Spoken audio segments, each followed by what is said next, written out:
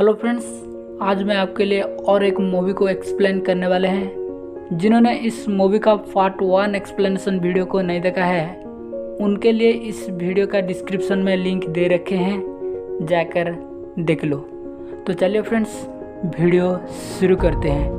मैं इतने सालों तक कैसे तुम्हारे बगैर रह सकती हूँ, इन दोनों में बहस स्टार्ट हो जाती है। और आखिरकार पर्सी की वाइफ मान गई थी। जब पर्सी समझाता है कि वहाँ पर बहुत सारा खतरा है। पर्सी अब अमेज़न के जंगलों में अपने साथियों के साथ पहुँच गया था। पर्सी को तो वहाँ पर सब कुछ मालूम था, पर जो एक उसका साथी था वो बहुत जल्दी हिम्मत हार गया था। पर्सी के उस साथी की हालत बहुत ज्यादा खराब हो रही थी जब वो देखता है कि एक कबीले के लोग मरे हुए इंसान को पका कर खा रहे थे। पर्सी अब उस कबीले के लीडर से उस सोने के शहर के बारे में जानता है, पर वो लीडर कहता है कि हमें इस बारे में कुछ भी नहीं जानते, पर जब तुम इसी रिवर को पार कर थोड़ा सा आगे जाओगे तो वहाँ पर एक और कबीला है, शायद वो कबीला उस गोल्ड सिटी के बारे में कुछ जानता हो। पर्सी का एक साथी जिसकी हालत बहुत ज्यादा खराब थी, उसको अपना घर याद आ रहा था। वो बस अपने घर जाना चाहता था। ये लोग दोबारा से अपना सफर स्टार्ट करते हैं। पर्सी के उस साथी की हालत बहुत ज्यादा खराब थी, उसकी टांग पर भी चोट लग जाती है। वो पर्सी से रो रो कर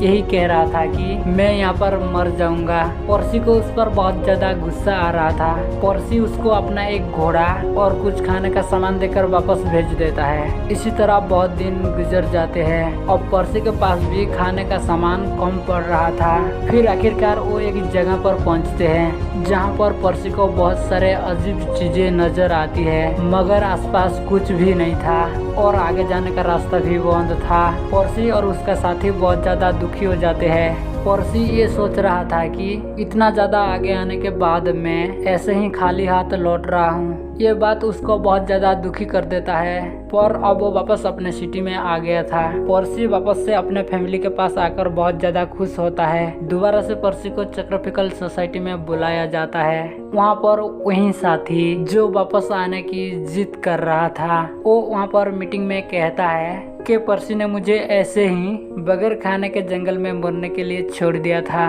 वो पर्सी से माफी मांगने का कहता है और कहता है, पर्सी मेरे दोस्त मान जाओ, वहाँ पर कोई भी गोल्ड का सिटी नहीं है। पर पर्सी वहाँ पर माफी नहीं मांगता। वो उस सोसाइटी को रिजाइन दे देता है और दोबारा से आर्मी ज्वाइन कर लेता है। अब जब पर्सी ने आर्मी को ज्वाइन कर लिया था तो साथ ही वॉर छिड़ जाती है। उसी वार के दौरान पर्सी एक लेडी से मिलता है जो फ्यूचर बताती थी। वो लेडी बताती है कि तुम किसी चीज को ढूंढना चाहते हो और तुम जानते हो तुम अपने मंजिल के बहुत ज्यादा करीब हो। अगर तुमने ऐसे ही अपनी तलाश को जारी रखा तो वो चीज तुम्हें जरूर मिलेगी।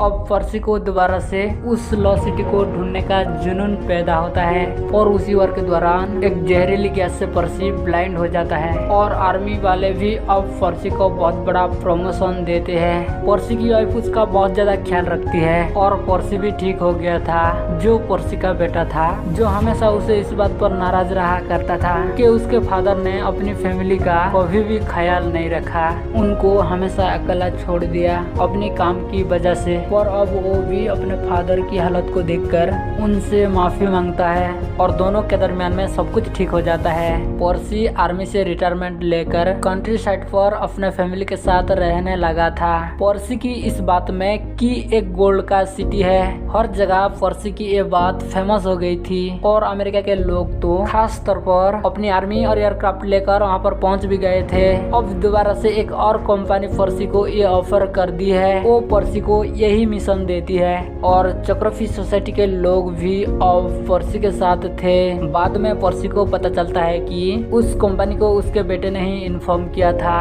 पर्सी अपने बेटे से जब मिलने जाता है तो वहाँ पर उसको वो एक कबीले का दिया हुआ नेकलेस देता है। पर्सी का बेटा ये डिसाइड करता है कि इस बार वो अपने फादर को अकेला जाने नहीं देगा। वो भी अपने फादर के साथ जाने का डिसाइड कर लेता है। पर्सी का बेटा अपनी मदर को इस बात के लिए कन्विंस करता है और वो मान भी जाते हैं। पर्सी जब अपनी मिशन पर जा रहा था, वो जाने से पहले उस कंपनी के ओनर को एक कंपास दिखाता है। वो उनको कहता है कि अगर मुझे लॉस्ट सिटी मिल गया तो ये कंपास मैं अपटाउन वापस पहुंचाऊंगा, और अगर आपको ये कंपास मिल गया तो आप इस बात को समझ जाना कि मुझे वो लॉस्ट सिटी मिल गया है। पर्सी 3 साल तक लगातार अपने बेटे के साथ सफर करता है। तभी एक दिन अमेज़न के जंगलों में कबीले के लोग उन पर अटैक कर देते हैं। इसी दौरान पर्सी ने अपने वाइफ को लेटर भी लिखा था कि वो बिल्कुल ठीक है। फिर दोबारा से पर्सी और उसके बेटे को एक और कबीले के लोग घेर लेते हैं और वो कबीले के लोग उनको पकड़कर अपने लीडर के पास ले जाते हैं। वहाँ पर पर्सी उस कबीले के लीडर को अपने बारे में सब कुछ बताता है। जब रात होती है तो रात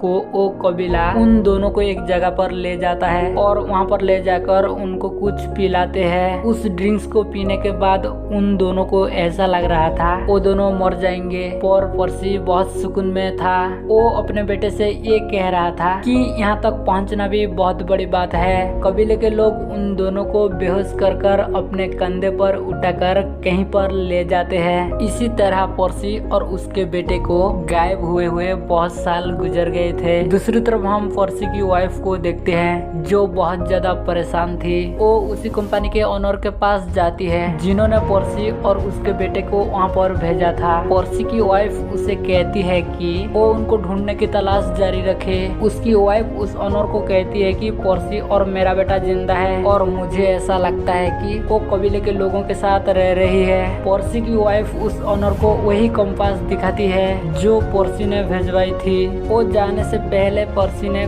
खुद उस ओनर को दिखाई थी और पर्सी ने कहा था कि ये कंपास मैं आपको तब वापस भेजूंगा जब मुझे लॉस्ट सिटी ऑफ जी मिल जाएगा। वो कंपास देखकर वो ओनर दोबारा से पर्सी को ढूंढने की तलाश जारी कर देते हैं, पर पर्सी और उसके बेटे का कुछ भी पता नहीं चलता और ये बात एक मिस्ट्री बनकर रह गई थी। जैसे उस गाइड ने पर्सी को बताया था, जो भी इस सीढ़ी तक पहुंचा नहीं पता कि वो कहाँ पर गया, वो जिंदा भी है या मर गया। बहुत ज्यादा ढूंढने के बाद पर्सी और उसका बेटा नहीं मिला था और ये एक मिस्ट्री बनकर रह गई थी। और इसी मिस्ट्री के साथ ही मूवी यहीं पर एंड हो जाती है।